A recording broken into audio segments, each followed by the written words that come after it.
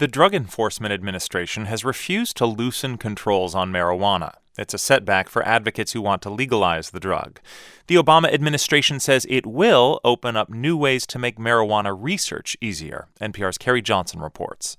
2 Democratic governors had asked the DEA to change the way it handles marijuana under drug control laws. They wanted the feds to move it out of the most tightly restricted category, where it resides along with LSD and heroin. DEA leader Chuck Rosenberg says that's not going to happen. Well, marijuana is not as dangerous as heroin, for instance. Clearly not as dangerous.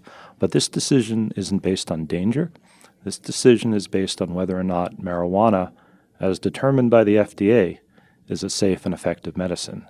And it's not. At least not now. Rosenberg says his agency does support legitimate research, and it could change its mind based on science.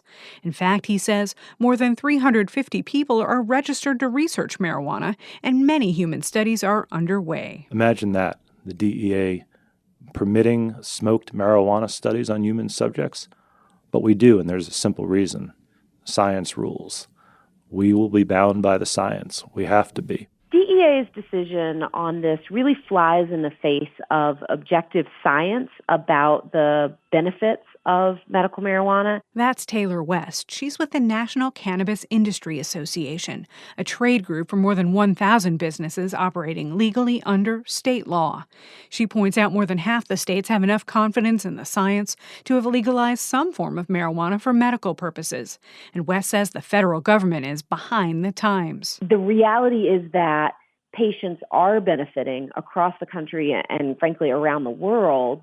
And that's why states and voters are moving forward on these measures. Kevin Sabet, a former Obama drug policy advisor, says there was a lot of money at stake. It is a very bad day if you're in the marijuana industry. And if there was a big marijuana stock index today, it would have crashed. Sabet now works for a group that opposes marijuana legalization.